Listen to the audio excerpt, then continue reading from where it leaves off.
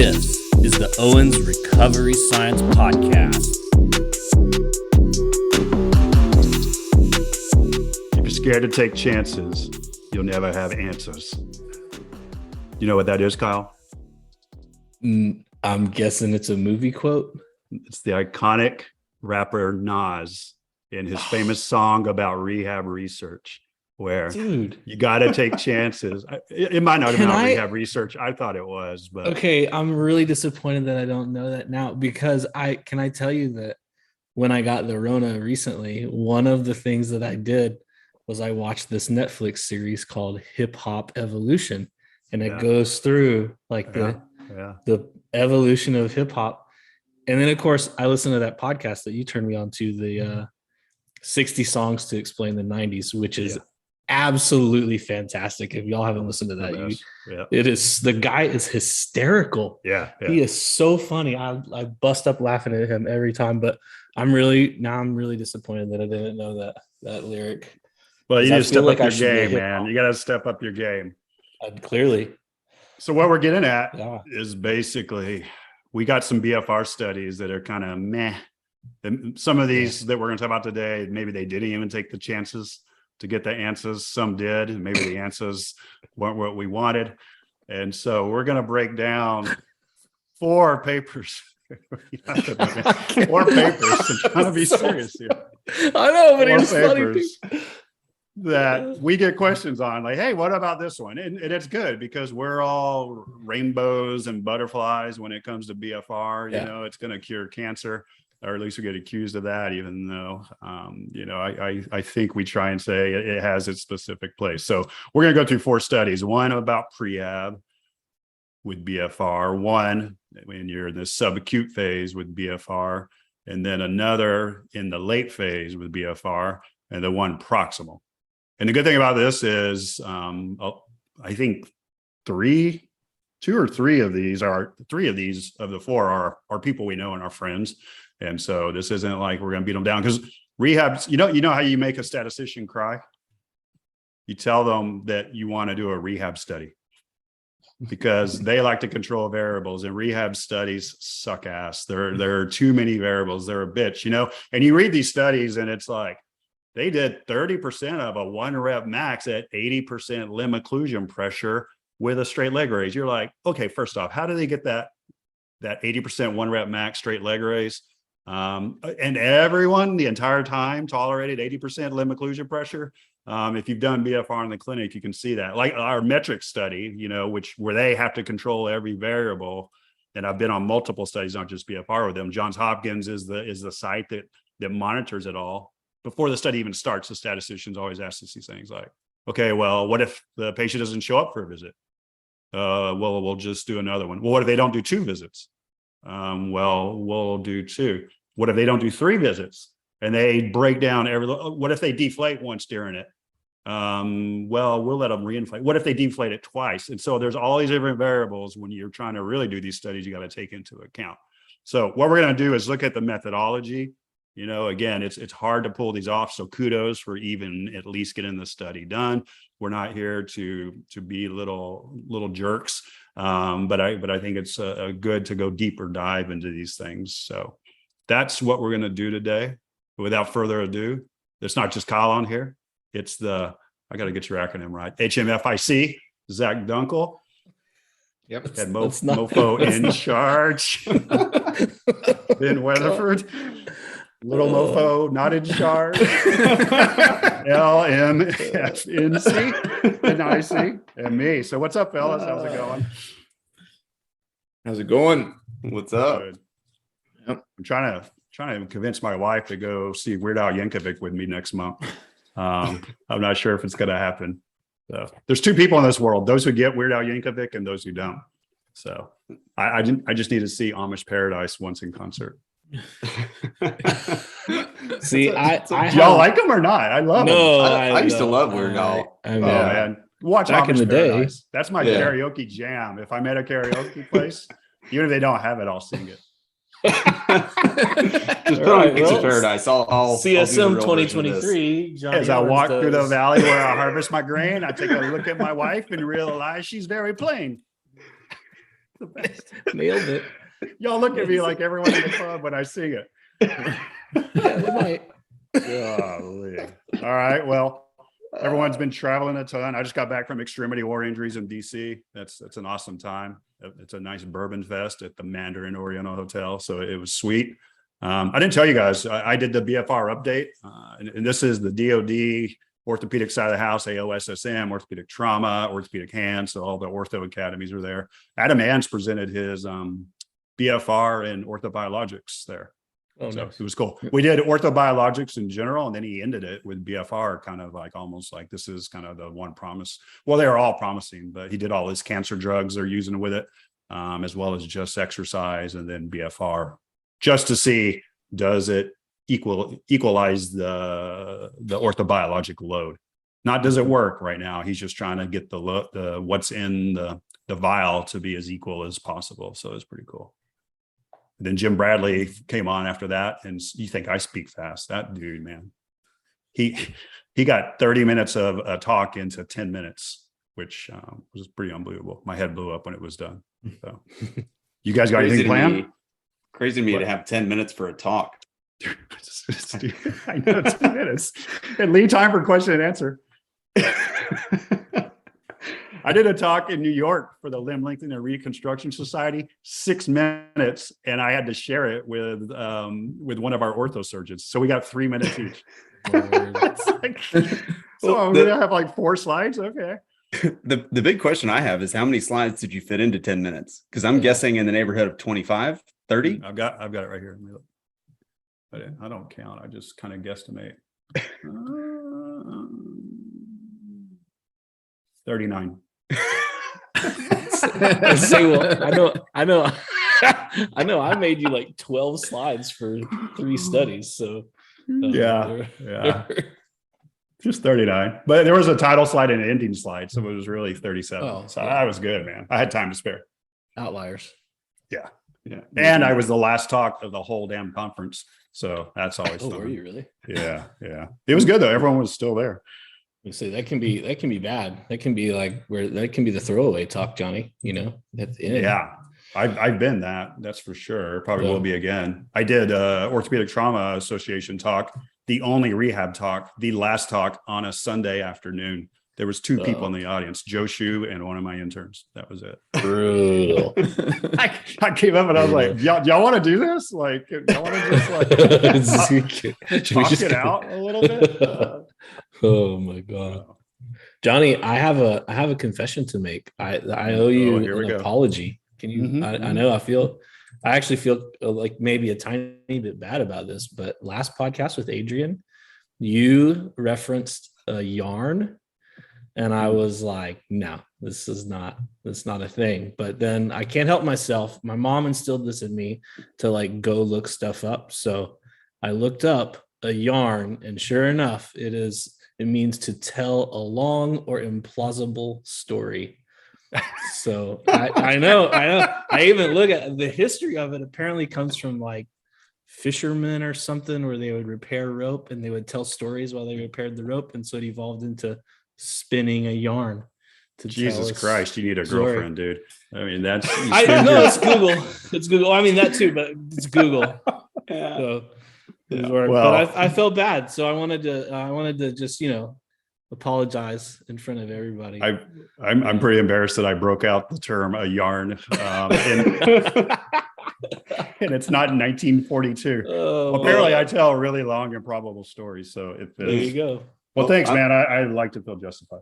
I'm just happy with the substitute on this podcast of instead of having an accent that you're going to try, you went in and did a little bit of a rap intro for us. So dude, that sets the bar a little bit higher. I don't know what to expect moving forward now. I've done 2 accents. I've done Nas the rapper. That was my best accent, and I did an Amish guy. Yeah. And that was my best Amish accent I could do. So yeah.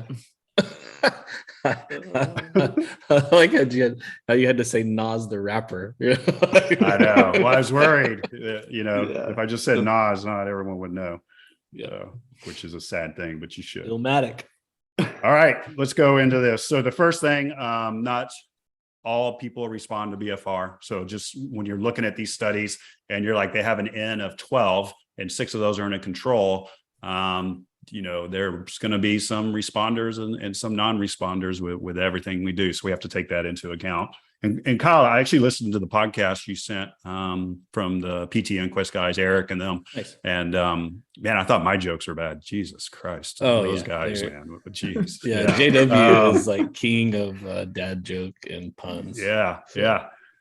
He's grandpa joke, actually. But anyways, you want to touch base on that study real quick. But I mean, basically, it's a no duh thing, but it's pretty interesting.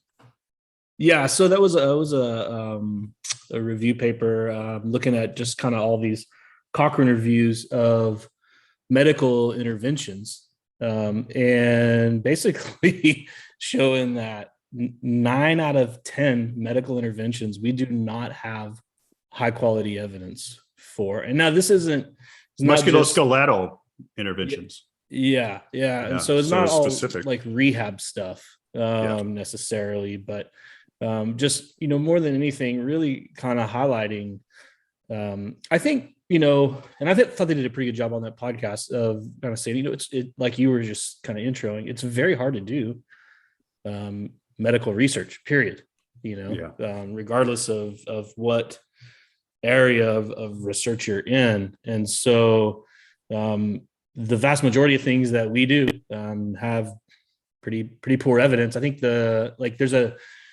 I can't remember the name of it, but there's a study going on right now, just specifically with regard to ACL and looking at the evidence around ACL reconstruction, rehabilitation, that sort of thing. And at best, we have like moderately good evidence for like even exercise after ACL reconstruction. So on the whole, evidence is really pretty poor when it comes to medicine in general. So and especially 9 out of 10 studies. That sucks. Well, show me a Cochrane review that has a conclusion that this actually freaking works. It's always just like, more studies are needed. Once again, these all kind of sucked, not high level. So that's again, the further you get from the shore, the deeper the water gets, type of thing. You think you know it all, and then over time you start to see, man, there's so much that we don't know. And that's why I think just understanding basic physiology and just starting to understand these pathways and those things is a little bit empowering. And then you just can kind of hope some of the clinical stuff will tag along. All right.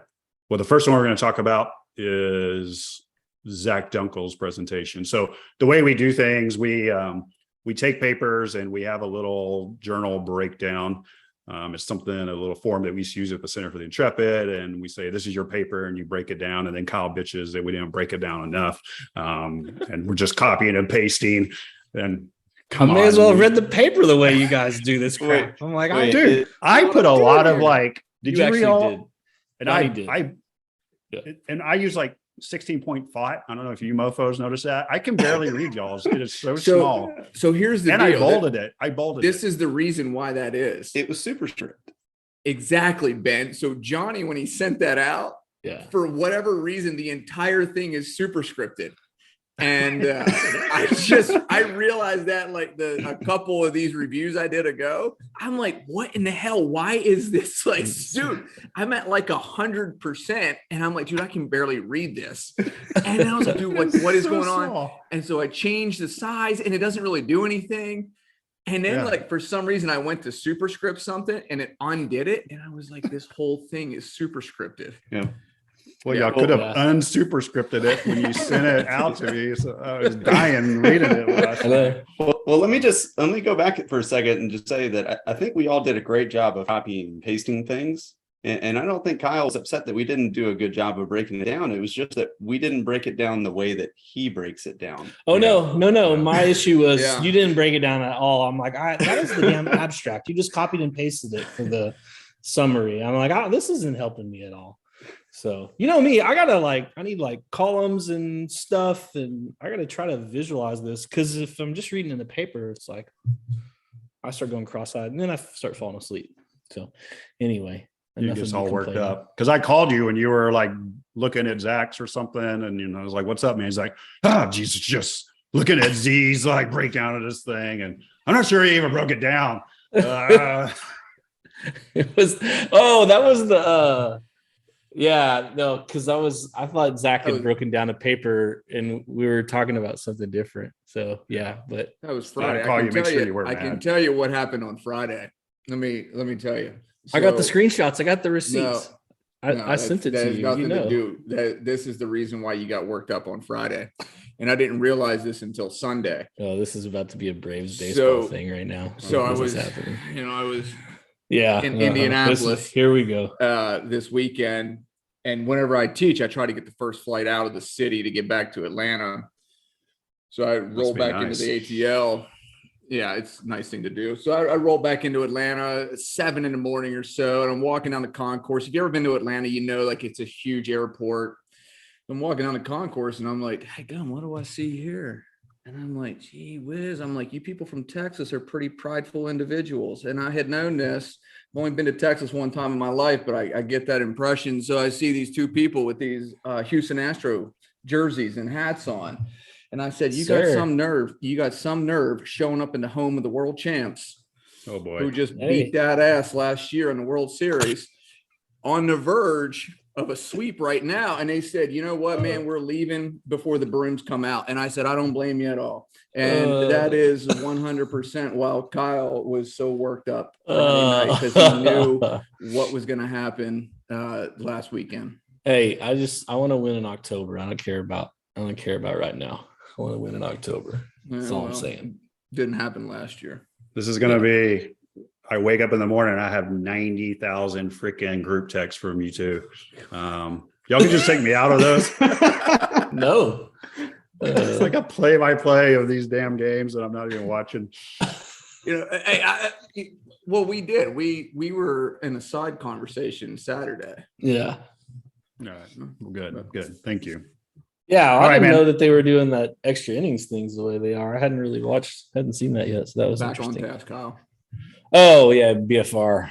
Bro. Yeah, on task, man. So the first one is from our friends at Henry Ford. We trained quite a few people up there, and so again, when we look at these papers, it's not breaking down any one person or institution. It's just we want to look at what the results might have missed from a methodology standpoint. And so this is prehab with BFR. And so just the easiest thing with prehab for BFR is it makes sense that if someone's going in for surgery, they're going to be losing some muscle volume and some muscle strength. So this is a nice way to do low load with blood flow restriction when they're probably still having a painful joint. There's other things though, and Alan Kaysen's probably done the most work at this, is if you can just maybe get in a few sessions. I think they did like 5, right? Pre ACL, that they were able to mitigate the loss of capillary beds in the thigh muscle and keep quad endurance at that 4-week time point. And that builds on a theory from Alex Franz, who's our friend over in Germany. We're about to have him on the podcast, that the metabolic stress just from surgery and a tourniquet alone can cause problems, and that this is almost like ischemic preconditioning. So get the cuff on them pre-surgical, and maybe you're getting the limb ready for that ischemic event. So that's the prehab piece. Don't have a lot of studies, but Z, I'll let you go on into what this paper is, and we can kind of discuss it. Yeah, so that's exactly it. Whenever we have someone who's injured, the goal is to either get surgery as fast as possible, or if there's going to be a delay between the injury and surgery, is to get them in and do some prehab to kind of address pain, swelling, range of motion, and then maintain as much muscle quality and quantity as possible, and preferably increase that going into the surgery so that we're not facing an additional uphill battle coming out of the surgery. So what these guys did was ultimately they took 45 individuals who had torn their ACL, and we don't really know at what point in time the ACL was torn compared to when they were enrolled into the study.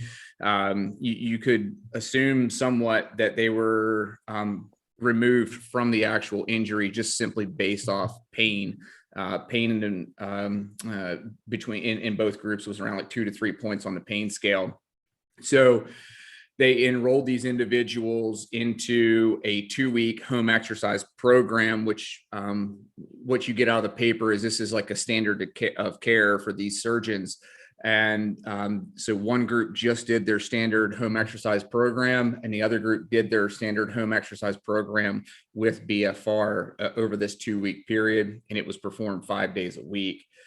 The exercises that they were performing was a quad set, a straight leg raise flexion, a long arc quad, and then a bilateral mini squat or quarter squat.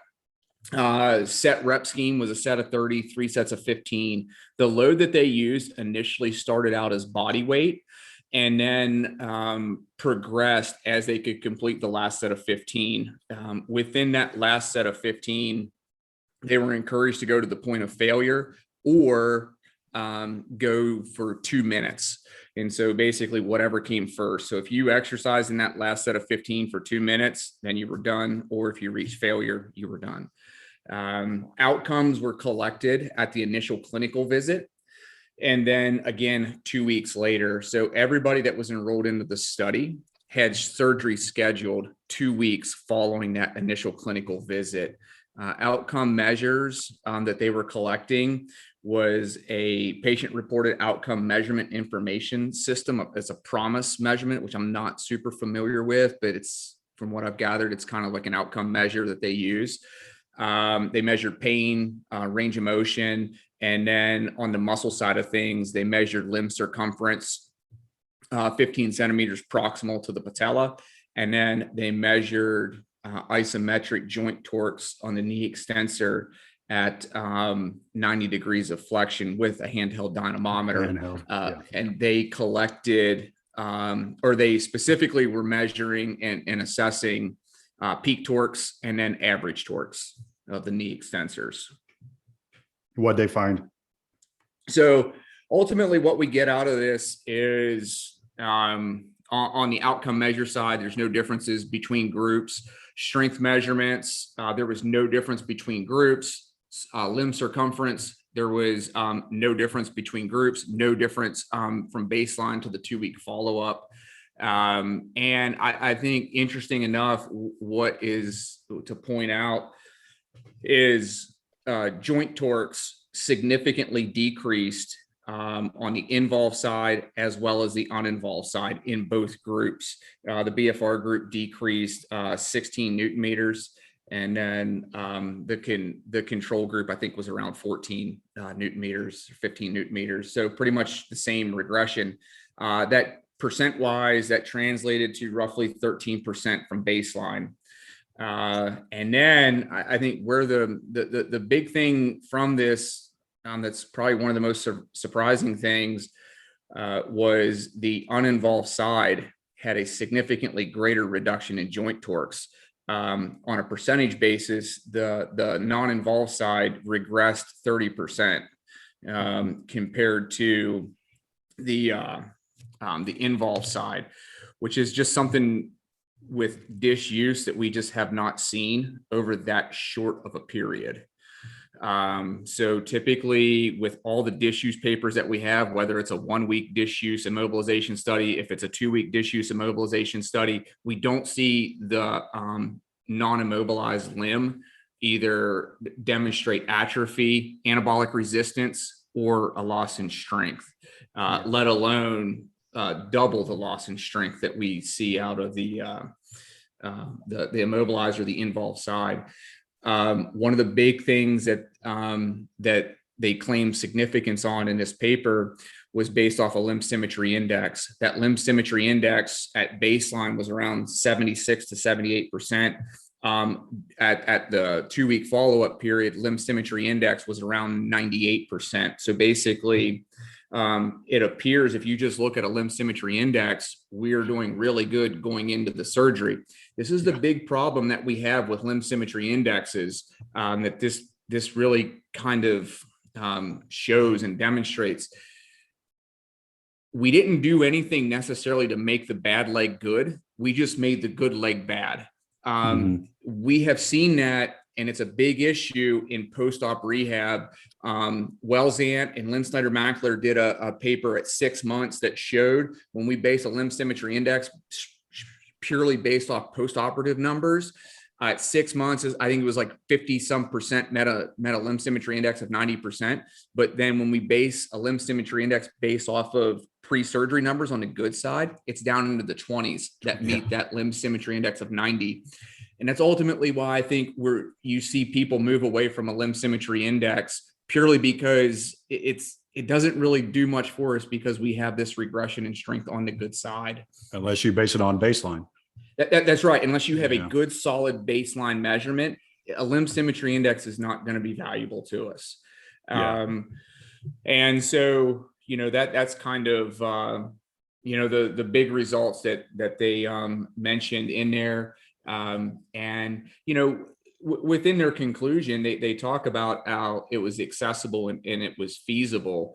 And certainly it's feasible. But I think one of the big questions you have to ask is, are these results acceptable? And so, it's feasible in the context of, yes, people can do that, but should we accept a 13% decrease in strength when, if we just simply added a few more visits to that initial clinical visit, and we did a total of 4 visits during that prehab period, that 2-week prehab period, we potentially could have maintained strength in that leg and potentially increased it from where we were at the initial clinical visit. And, that's, the kind of guidance that we give out. And that's what came out of Jeremy Lenike's systematic review in 2012 was 2 to 3 times a week as an optimal frequency. So if we just kind of squeezed out 3 more visits in that pre-op period, we could have had a potentially better response.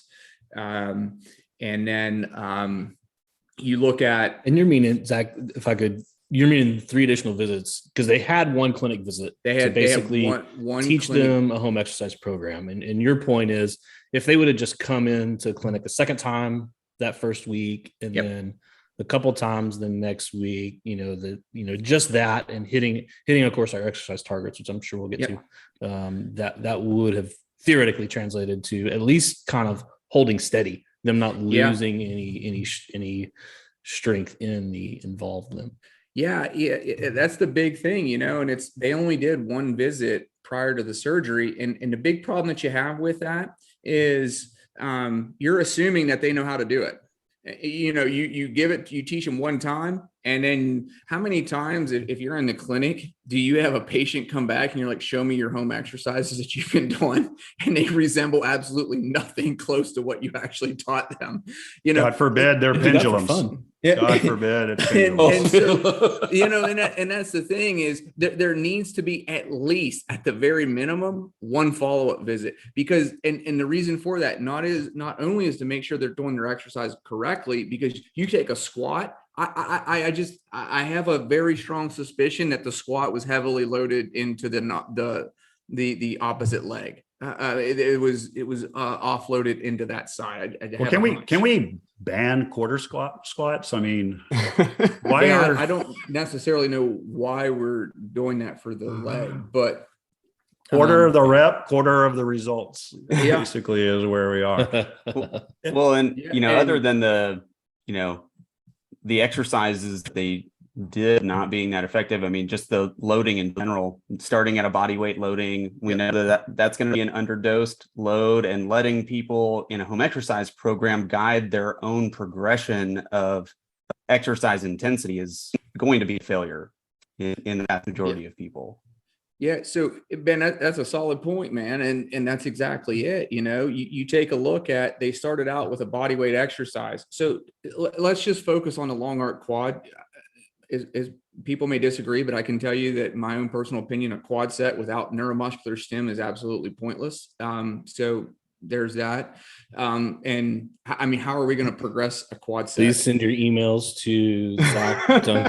I mean, dude, I mean, we have like some actual dish use studies that use isometric quad sets, glute sets, ankle isometrics, and it doesn't really do much for us. So there is that. So then you get into the loading aspect of it, and there was no discussion of loads. We don't know what the form of resistance was, whether it was a band or whether it was cuff weights. Why that tends to be important is when you look at, this is going to be strength purely based off the joint torque that was collected. So the peak joint torque, they don't tell us what the lower leg length was. They just tell us what the length of the entire leg was, which, is not really helpful with this, but I think it's a safe assumption to say that an average lower leg we'll say is 32 centimeters. And so from there, when you take and you figure out their joint torques, it comes out to being 71 pounds. 30% of 71 pounds is going to be 21 pounds. Now, why is it important whether we use the band? Well, a gold TheraBand, which is the strongest TheraBand out there, gives you a roughly 22 pounds of tension at 200% elongation.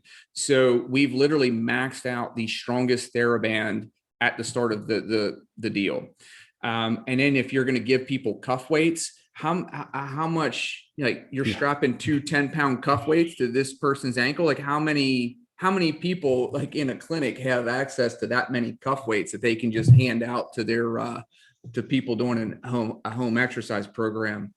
So that's kind of the deal. And then just rounding all the loading aspect out, one of the big benefits of BFR is it lowers the threshold to get an effective stimulus to the muscle. It will lower the threshold. However, there's still a basement. Like you still have to load. And, there was a paper from out of Ole Miss with Buckner was lead author, but that was Jeremy Lenecke's group. And they did elbow flexion, and it was loaded at either 70% with no pressure or 15% with no pressure, 15% with 40% limb occlusion pressure, 80% limb occlusion pressure. And what we see from this is when you lift at a low load with or without a tourniquet, there was no change in strength over an 8-week period.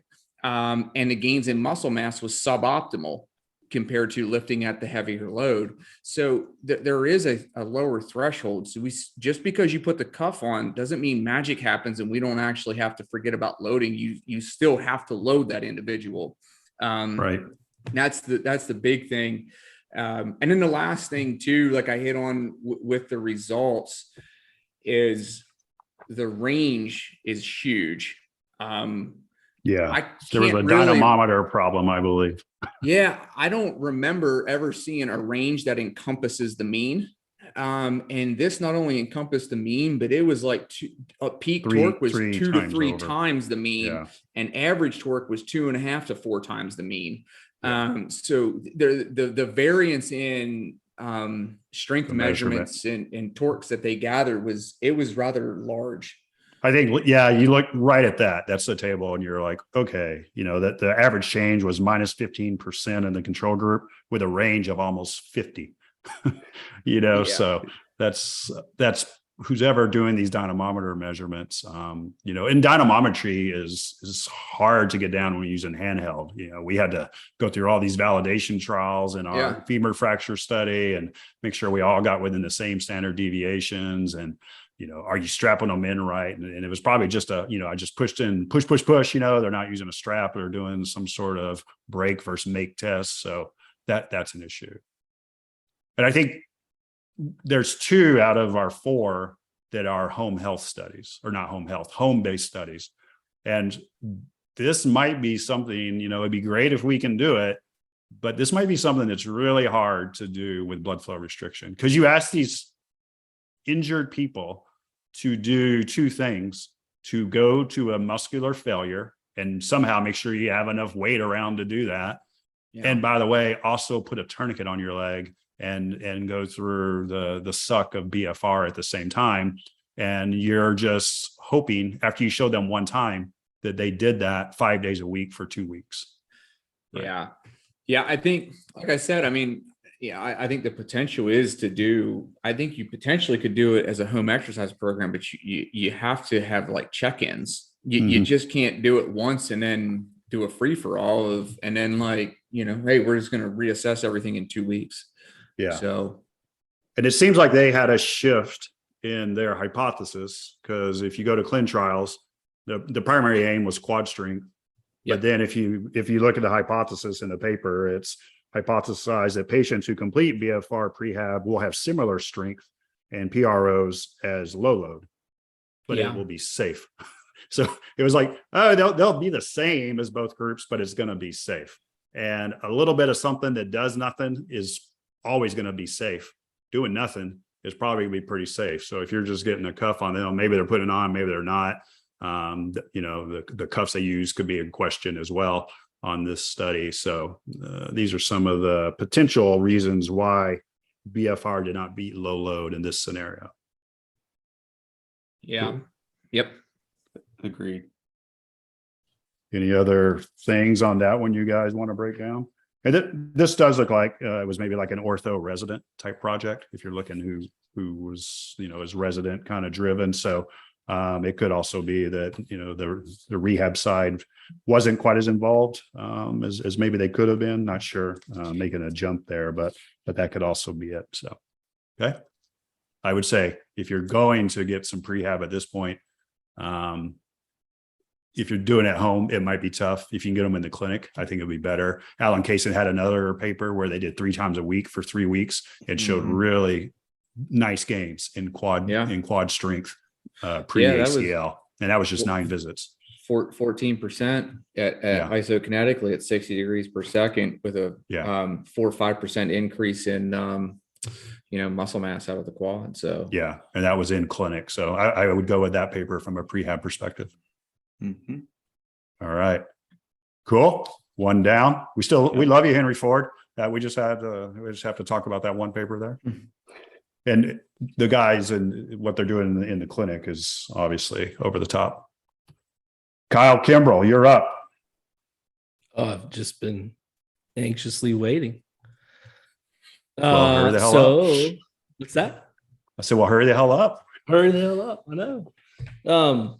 So we wanted to talk about this Iversen ACL paper that's been out for a while, came out 2015, but this was performed post-op ACL. So their goal was to kind of try to replicate the findings of Takarada, which was in about 15 years prior. That's crazy. 22 years ago, that paper came out. Isn't that crazy?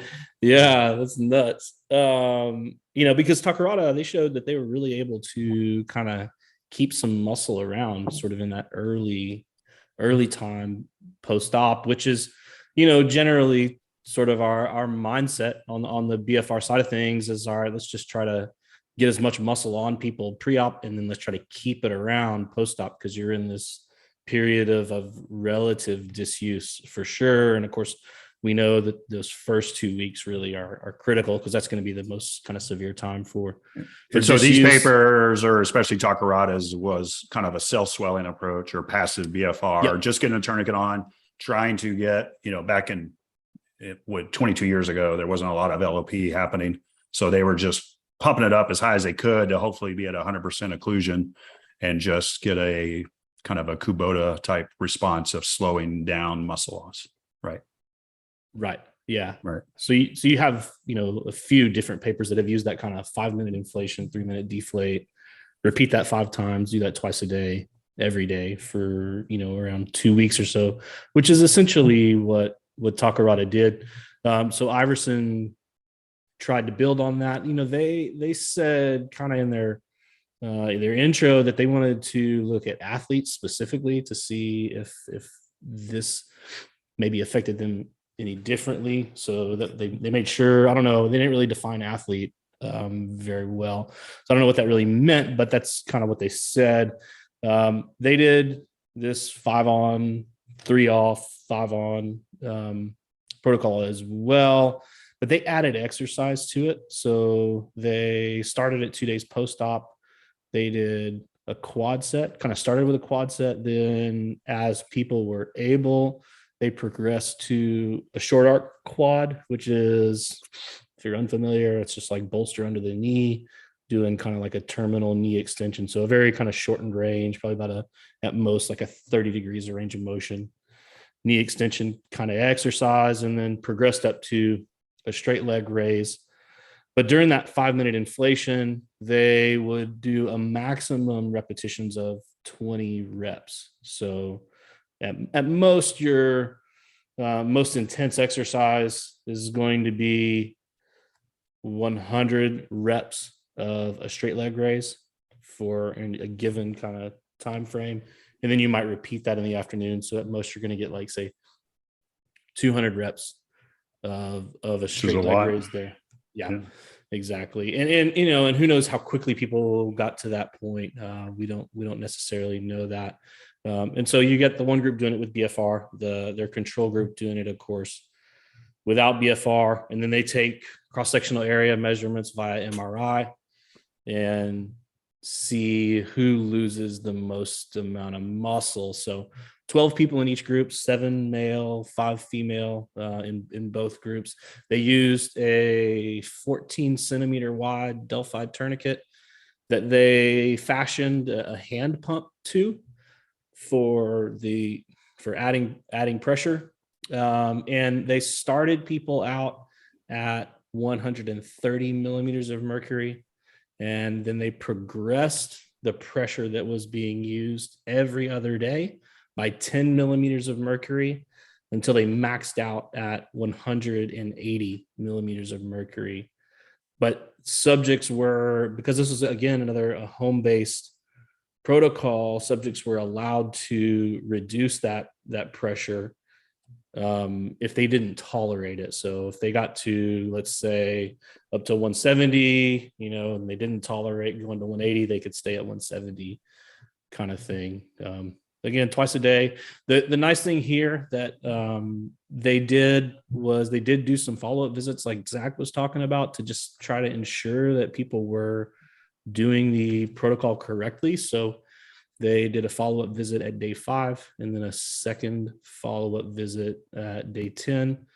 They said subjects were inclined at 45 degrees. I don't know that really matters a whole lot for what they were doing, but it was just something that they repeated multiple times in there.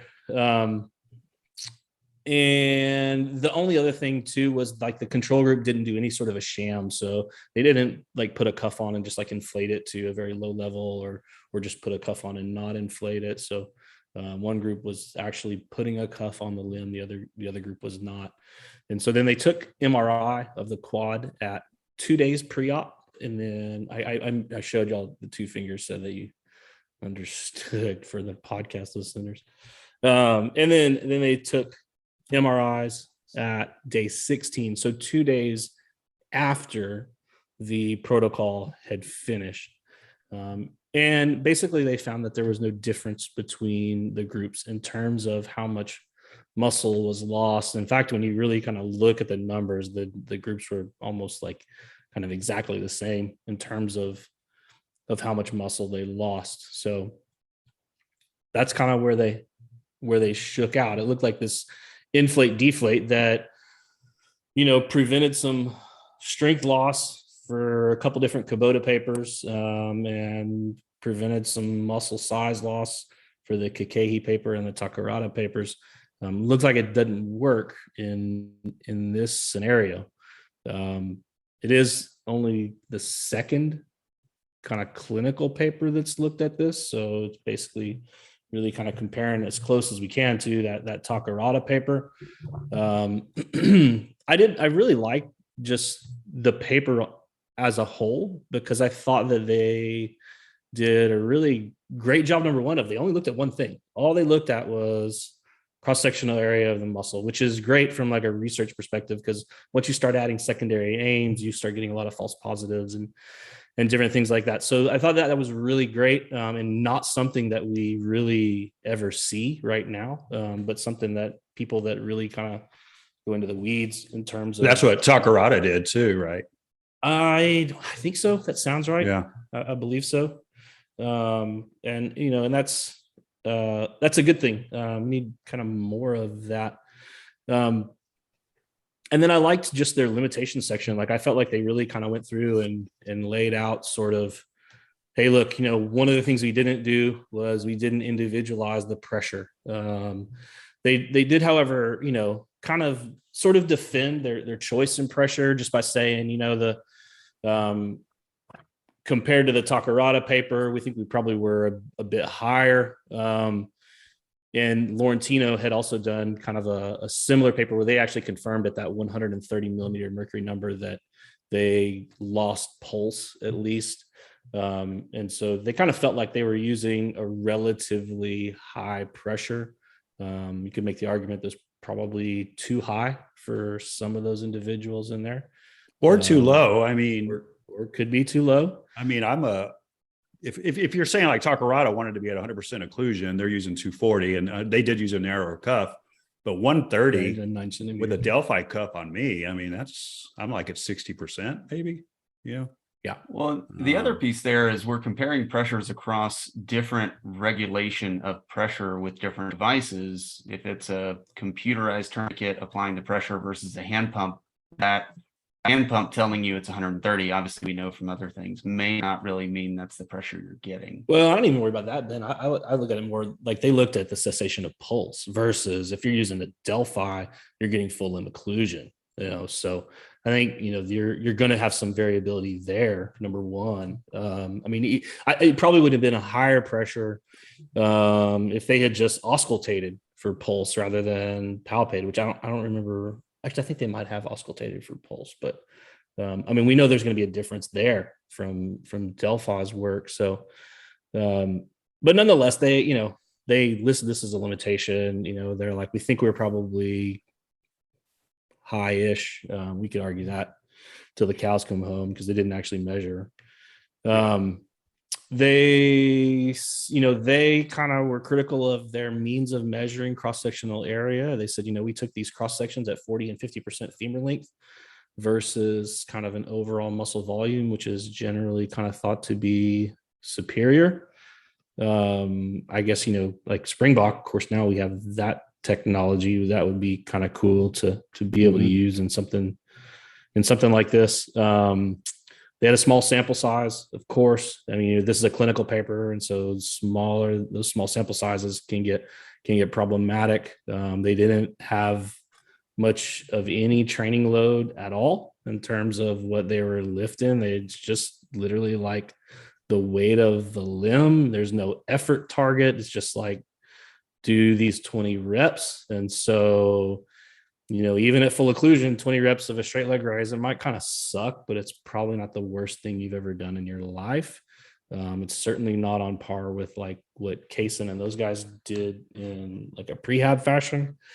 And they didn't really, they did say that their patients tracked what they did, but they didn't report that. So, we kind of don't know, okay, did everybody really get to this high pressure? Did they use that high pressure every visit? That sort of thing. So, and then lastly, they kind of fashioned their own sort of hand pump device. And so we just, like Ben was saying, we don't know how accurate that was in terms of putting pressure into the cuff. We don't know if it held pressure. I mean, if you leave the regulator attached, we know those regulators will leak. Did they fashion something up so that it sealed up that cuff? They just didn't confirm any of those things for us. So there's question in terms of, number one, the magnitude of the initial pressure.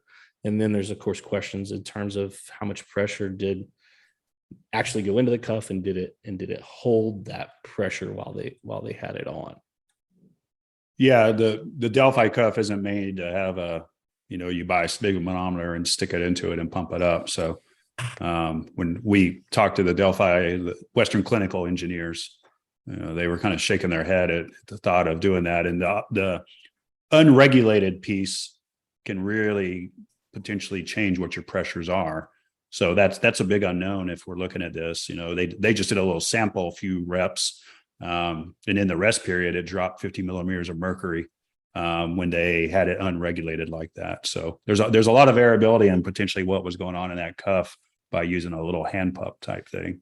But then once again, I think one of the second study here, where it's a home health, I keep saying that, home-based study, where you're asking people to put a cuff on twice a day and do 200 straight leg raises.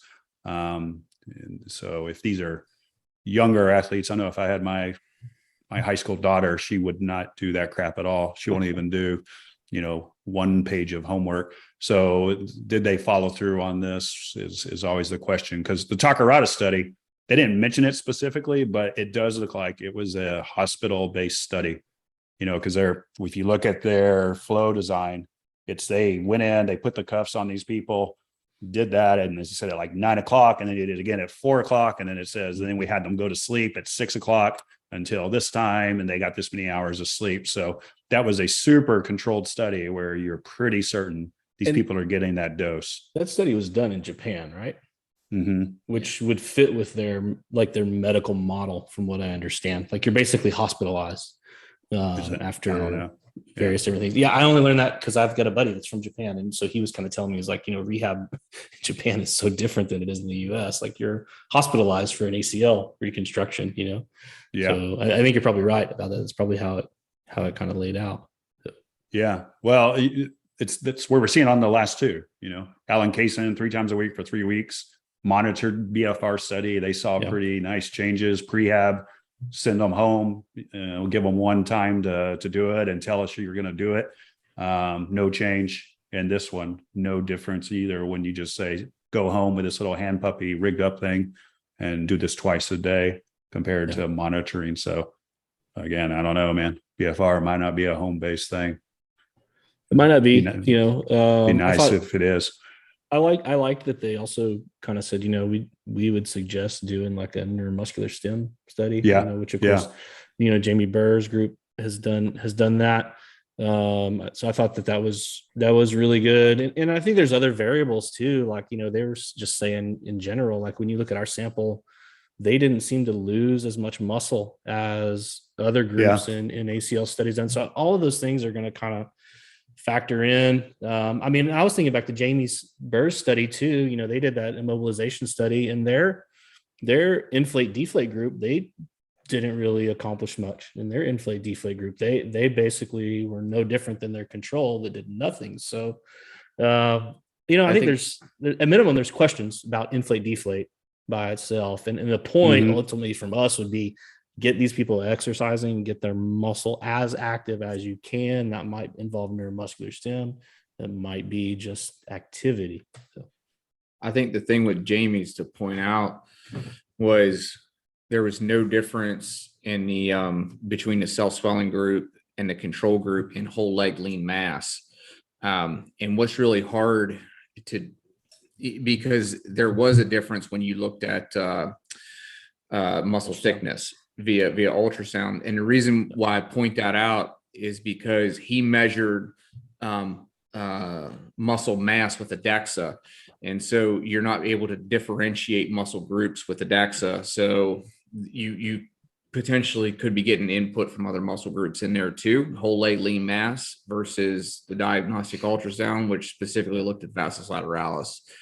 But to your point, I think it's 100% on point, is you got to do more than cell swelling, whether that's like combining it with neuromuscular stem, and because that's what that study specifically showed. I mean, they went through, we're getting off topic in another study, but they went through 2 weeks of immobilization.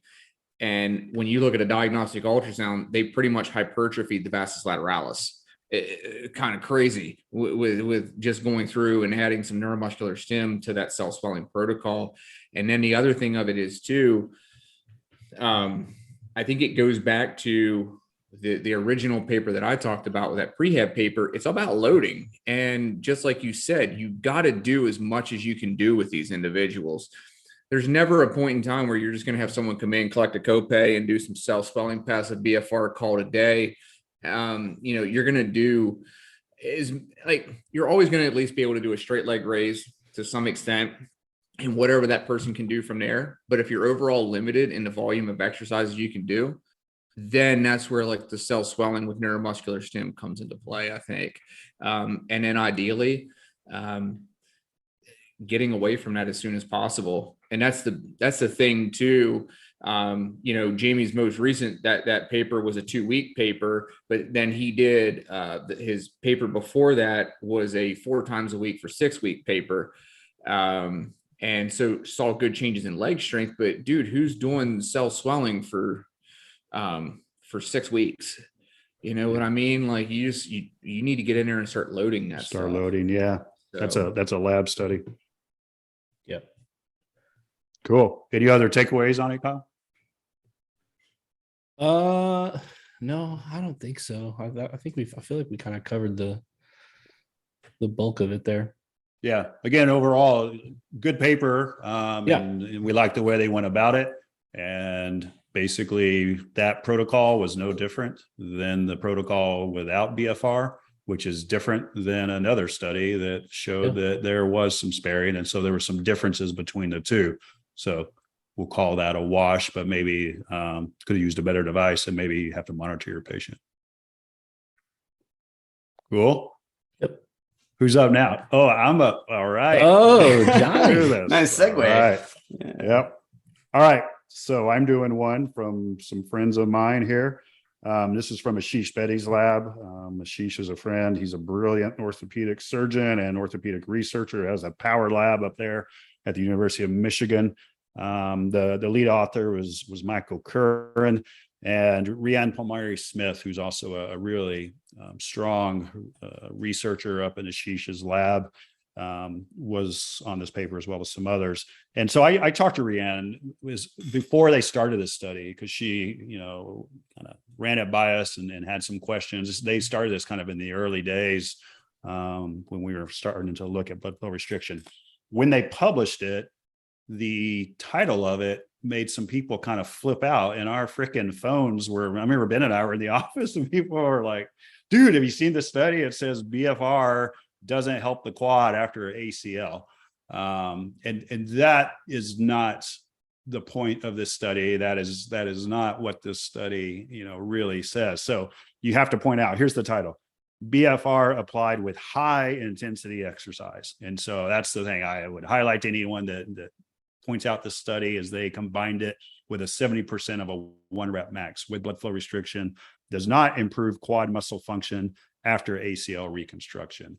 What it also means, that second part, does not improve quad muscle function after ACL reconstruction, was that BFR at 70% of a 1 RM didn't do any better than a 70% of a 1 RM. And for a lot of people then, they were also like, well, no, duh, what were they thinking? And so with talking with Rhiannon initially, their thoughts were really genuine, and it's a good study to look at what they were looking at. So what they have been trying to do is crack that nut of, can you get some significant strength and size back in the quad in the later phases of ACL rehab? And they have been doing heavy eccentric quad work. They have this thing called the blast machine. It's a eccentric or concentric. You can kind of program whichever you want. Eccentric closed chain leg press, basically. And so they were doing 70% 1 RM eccentric training, and they were still finding that they were having quad deficits in her earlier work.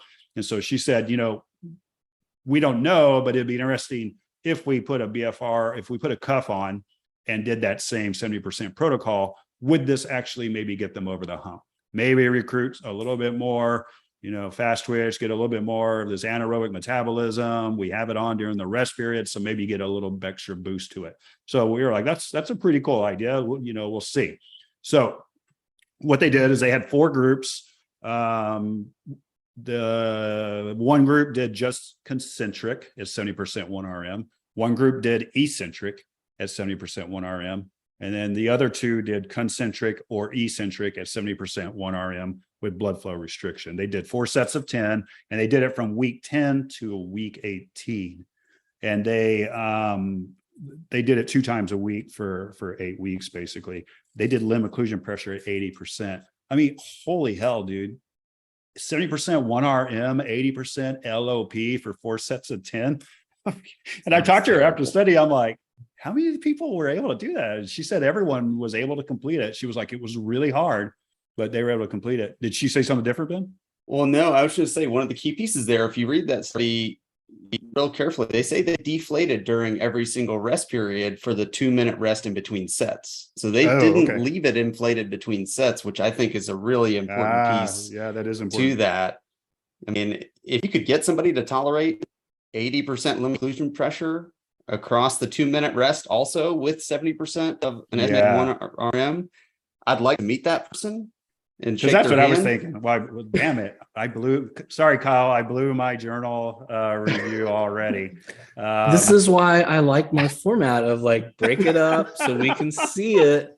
So then like exactly. Well, dude, I what cut and see. pasted. I mean, I just must have missed it when I cut and pasted this whole section. I gave you props on your breaking down of things. In fact, I sent it to Ben. I said, "Hey Ben, you see how Johnny did like this? Can you do a little bit of this?" You didn't give me props. All you said was, "I like the way you cut and paste the table into this. I'm going to use that." You told Ben without. I gave you props. Oh, to he Ben, said, "Hey," not to you. He said, "Hey Ben, Johnny's is better than yours. Can you make yours better?" More like Johnny's. I was a lot more colloquial in mine too. I was like, I think there's a lot that got lost totally in the sauce were. here. Yeah, Totally I was really trying to write as a good writer should. Okay, so that's a good point. So, dude, if you did have it on during the rest period, that third rest period at 7% 1 RM with the eccentric, well, both. Oh my God, that would be really hard. So then there's also like, well, maybe BFR needs the concentric eccentric phase as well, but they push the weight back. So if you're eccentric, you would push it back concentrically to the starting position at 20% of a 1 RM. So they kind of did a BFR 20% 1 RM or a light load 20% 1 RM just to get the weight back to the starting point. At the end of the day, there was no difference in strength gains between lifting heavy or doing lifting heavy with blood flow restriction. To us, that's a no duh. Again, that wasn't the spirit of the study. The spirit of the study was maybe there is something there. This just goes back to our point. If you can lift heavy, lift heavy. You're probably under blood flow restriction from that heavy load as well. And throwing a tourniquet on probably isn't going to give you any extra juice there. What kind of does get lost in the sauce is people are like, well, both of these things don't work. Lifting 70% 1 RM for 8 weeks didn't do anything for the muscle. It did. It slowed down, or they weren't positive in their isokinetic strength scores compared to their baseline measurement. So they did a preoperative measurement, and then they did a measurement right before they started the intervention, and then they did a measurement after the intervention, so at the 18-week point. And so if you look at the eccentric BFR group, from what their strength was preoperative to at the end of doing BFR eccentrics, they were only down 8%. So they're at 92% strength on average at that 18-week point, which that's not bad. I don't think anyone would be like, dude, you're only 92% strong at 18 weeks. It's kind of when the first thing I looked at, I was like, well, these numbers aren't that bad. When they looked at their clearance for return to play, that BFR eccentric group was at they were at 7% increased strength compared to baseline. So they were above baseline when they were cleared for return to play. They were above baseline with concentric with BFR, and they were above baseline with eccentrics alone. The only loser the entire time was the concentric phase, which still stayed in the negative. And also the loss of muscle size, at 18 weeks compared to baseline, they had only lost 1.5 centimeters of muscle volume in the quad, which again is not bad. So both of them worked, but it was probably just the heavy load in the entire group that worked. We can't say BFR did anything different because it didn't. But that 10 weeks to 18 weeks lifting heavy is probably a great thing to do because these numbers aren't terrible. And Jesus, if I had those numbers with return to sport, good on you. But we know, those folks in Michigan do some good stuff. They did throw out there, and they don't have anything to back it up other than theory, but it might make sense. Is that I'll say the quote exactly. Where was it? Therefore, we contend that adding metabolic stress to the muscle of patients undergoing ACLR with BFR did not result in improvements in quadricep muscle function, as muscle protein synthesis was already high because of the large amounts of mechanical tension on the quad during these heavy leg press exercises. So they were saying basically, if we're looking at a muscle protein synthetic response, you're already getting it from lifting heavy, and you're not going to get a little extra nudge from BFR in this as well. And they did also put out BFR is probably made for the early phases post-op. And that's exactly what we preach, we know that's what everyone understands. I presented this at EWI. I did 6 slides in 30 seconds on it.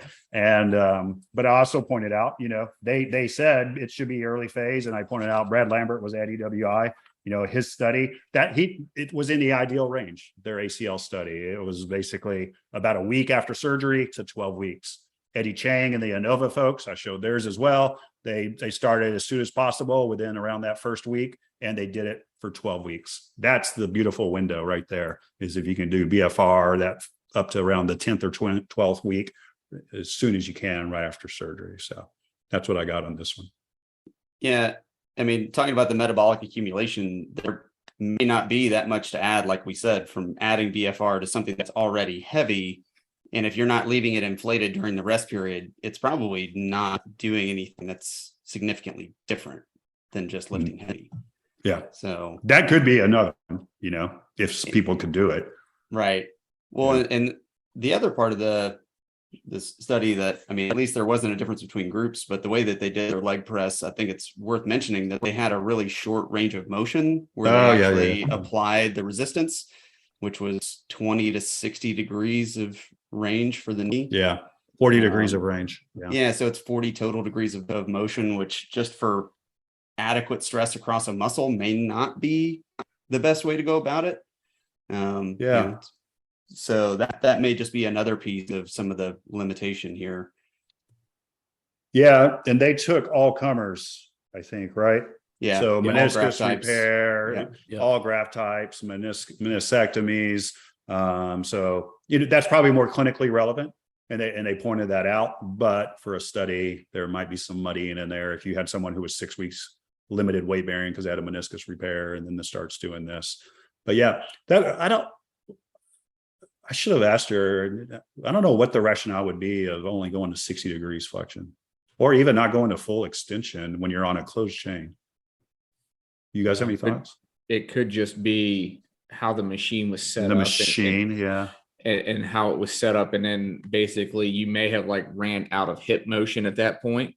Mm-hmm. And who knows? That's what I would speculate. Yeah, I don't know why. I don't know why you wouldn't. They might just be reporting what people did, not that we chose to do it this way, but this is just what people were able to do. It's a fair point, I think. Not something I thought of. No, I don't know why you wouldn't go to full extension thow. Yeah, I don't. That's the piece the flexion end I get, but yeah.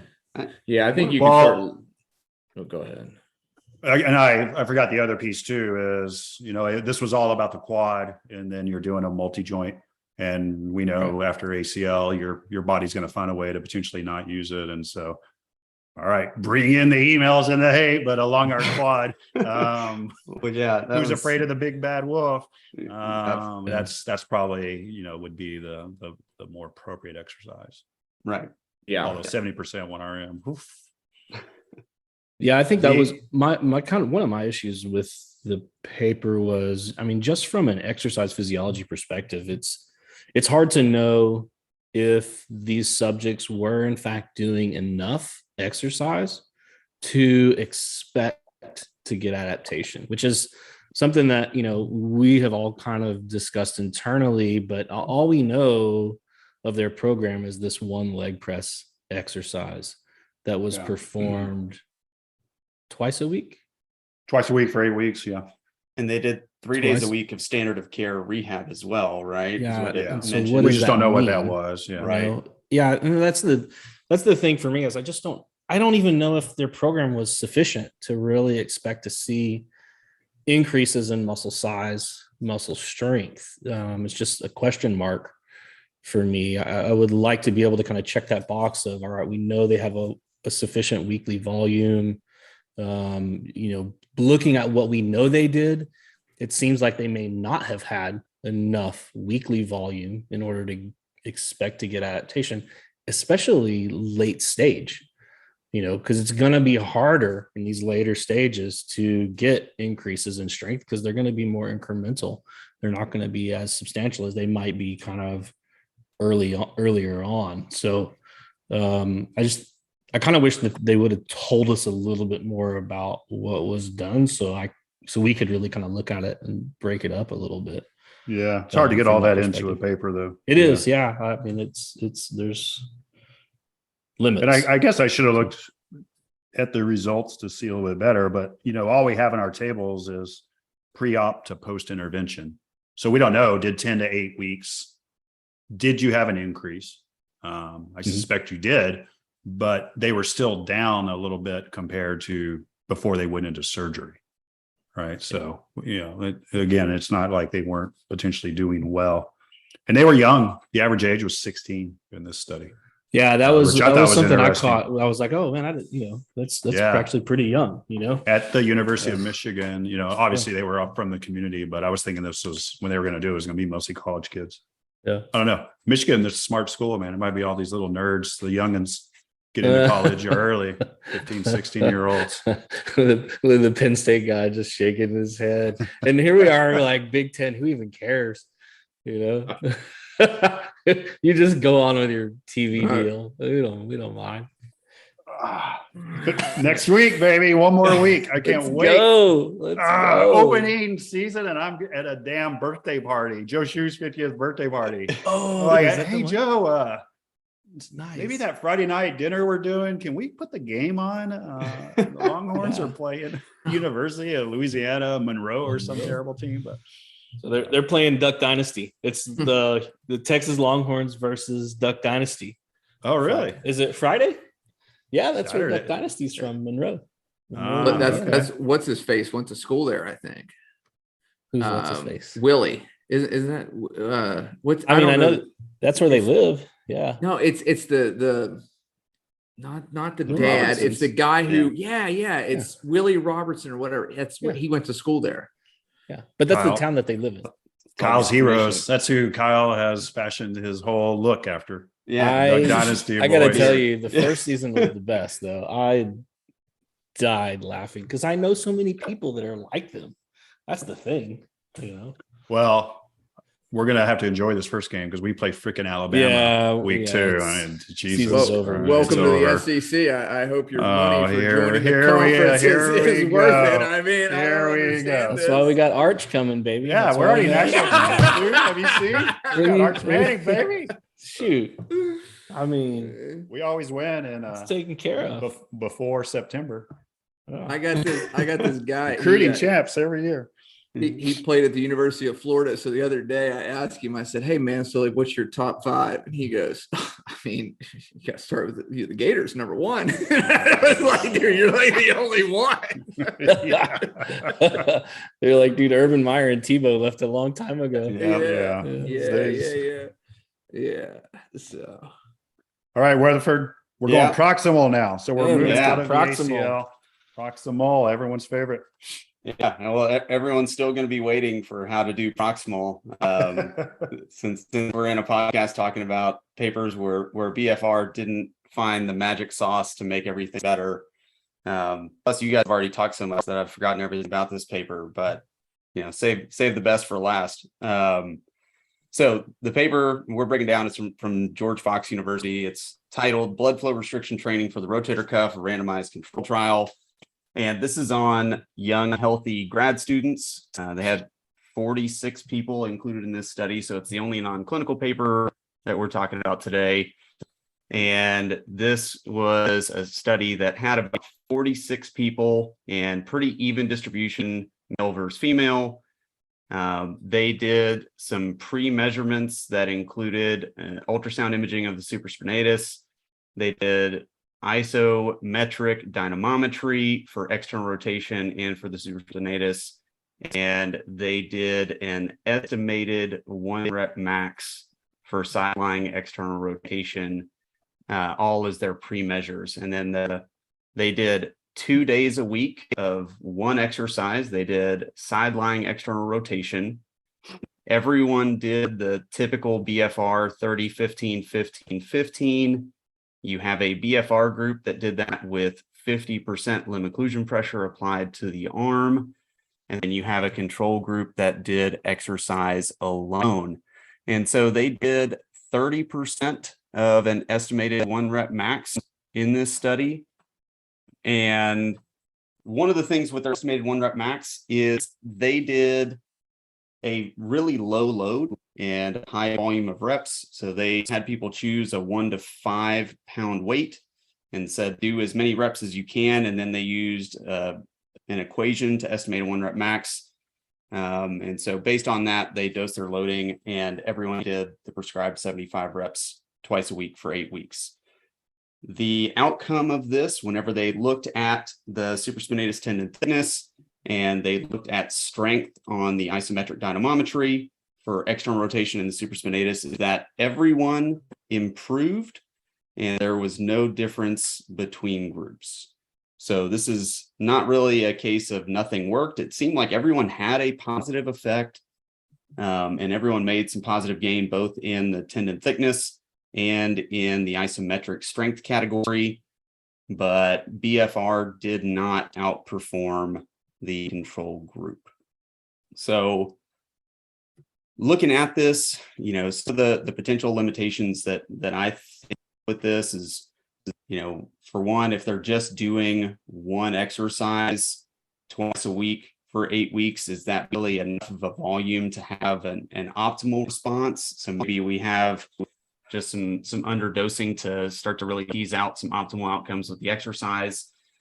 And then also the way that they dose the loading as doing the estimated 1 rep max with a 1 to 5 pound weight, I tested it out on myself because they didn't really report the number of reps in anyone to get to it. With a 5 pound weight, I did 38 reps on one side before I just said this is too uncomfortable and I'm going to stop. And if everyone's getting close to that number of reps, that's a huge potential variance in establishing a rep max. So most of the estimated rep max are max 10 to 12 reps typically. Yeah, and it's much I always tell people, like when we talk about using the formulas and the calculators, the lower you are, the more accurate they are. The more reps you do, like they just are not accurate whatsoever. Yeah. And so they also allowed participants to continue with their own exercise programs. They just asked them not to do external rotation exercises.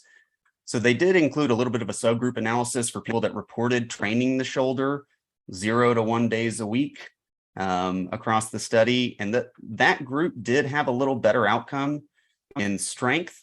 And so potentially, if we talk about dosing of exercise, more volume of exercise looks like it's better than what was done in the study protocol. And so that brings up some questions there. The other thing is, across 8 weeks, there's no information on if the effort for any single exercise session was adequate.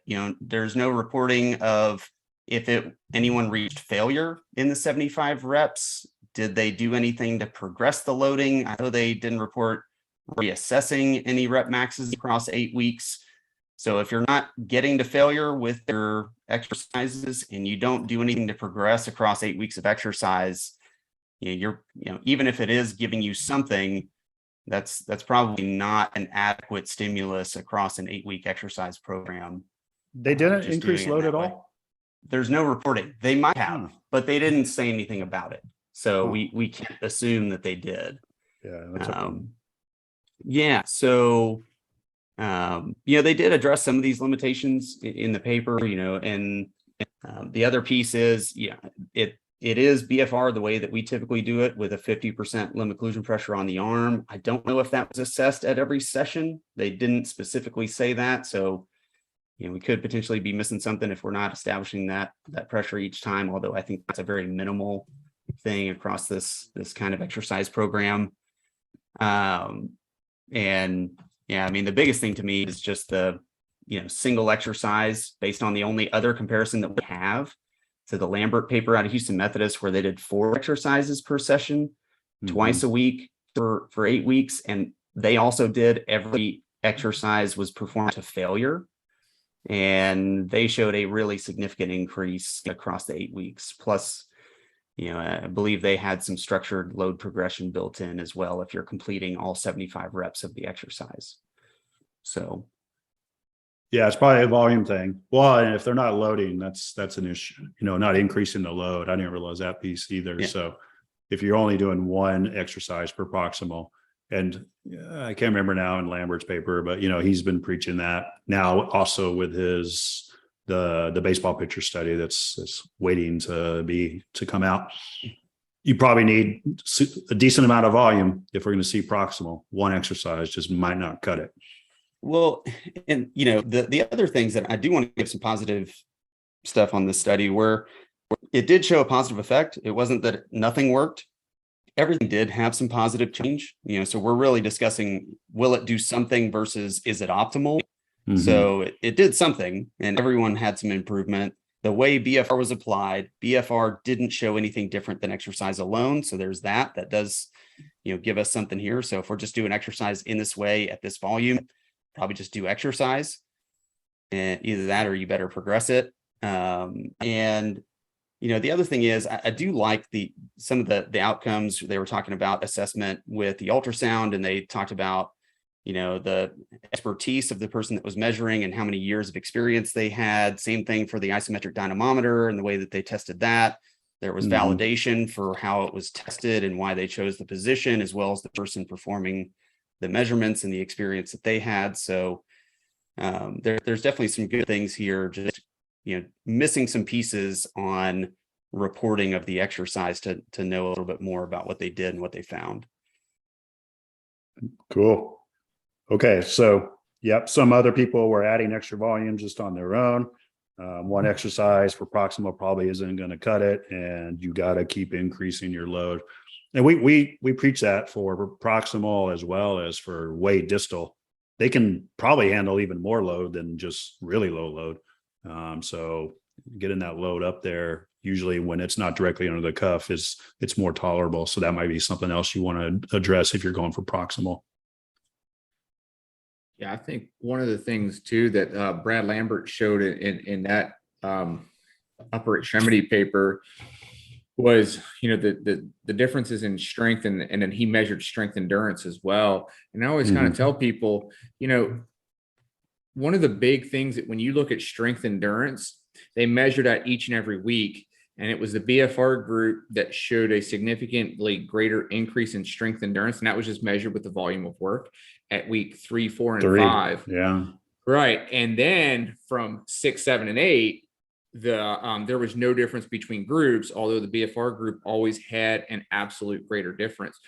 So potentially when you're only assessing strength over, say, 8 weeks, you may miss when the greater change in strength occurs. Maybe there's a greater change in strength initially, and then the free flow group just kind of catches up.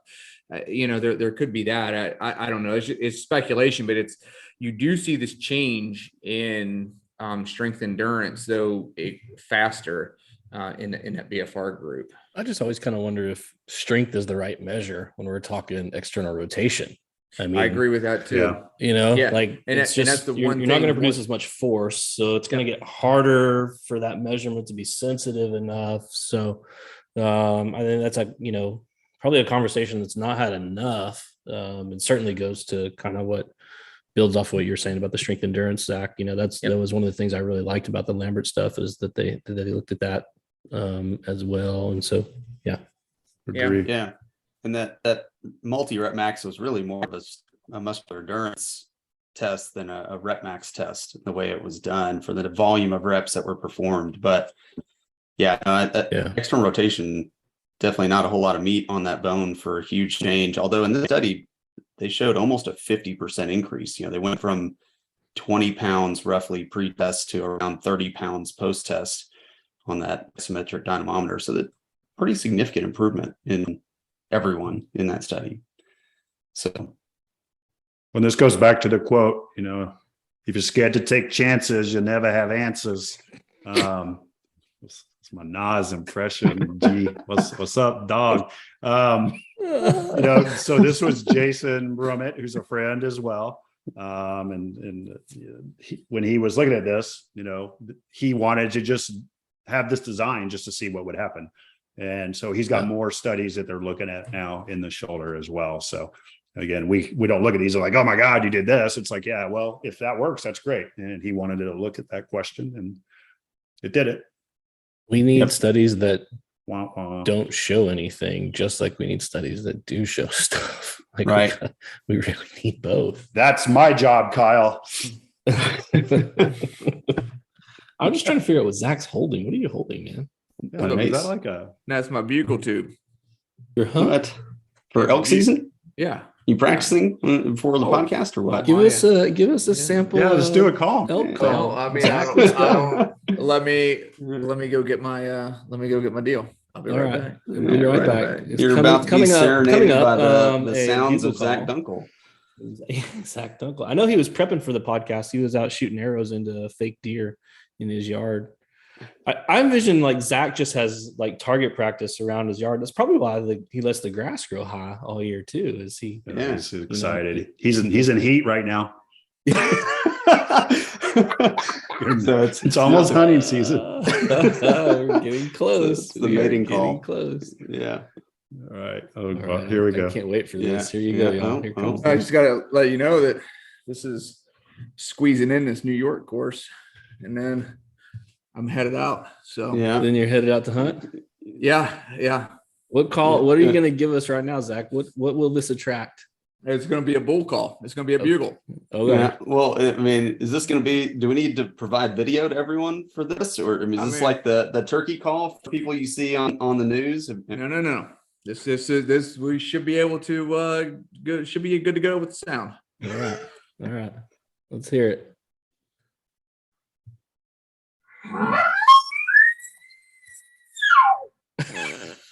His eyes almost popped out of his head.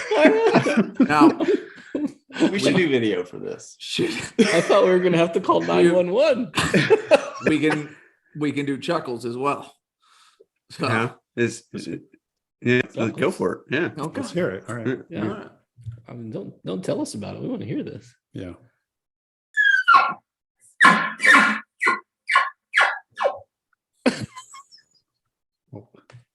Zach, are you turned on now? Well, that's I'm getting ready. That's my my Honey, I'm coming to bed. my location bugle, and I mean, I've asked Kyle to start these Bozeman courses by telling people that I would pay for their seat if they could, get me on elk. Take you on a hunt. Yeah. I mean, and nothing has panned out. I've thrown it yet. out there. Yeah. I've thrown it out there, Zach, and the answer I get is people are very secretive about their. That's 100% it. And there's no locals and no residents that are giving up their spots to some non-residents. So Well, I feel like in Bozeman, if you just tell them you're not from California, at least then you might have built some trust straight away, because they just mostly hate Californians at this point. So there's a lot of you folks that have relocated to Montana and Idaho. Every person that I talk to is like, oh, why are all the Californians moving here? I'm like, I don't know. But I mean, you'd think I would notice a difference at some point out here. And I haven't. Bozefornia. Yep. All righty, guys. That was good. It's nice to not just have rainbows and unicorns. So those were some that didn't make it happen. That was y'all good ready? stuff. Wait, y'all ready for this? I don't know. Hitching up the buggy, churning lots of butter, raised a barn on Monday. Soon I'll raise another. And spending most of our life living in an Amish paradise. That's my moose call. All right. Peace out. What's happening? And that's a wrap. All right. Oh, that Talk to will y'all be our later. outro henceforth. Yeah. I got more of those. All right. Later, everyone. Thanks for listening to the Owens Recovery Science Podcast. Owens Recovery Science is a single source for PTs, OTs, ATCs, DCs, MDs, and other medical professionals seeking certification in personalized blood flow restriction rehabilitation training. Find them online at owensrecoveryscience.com.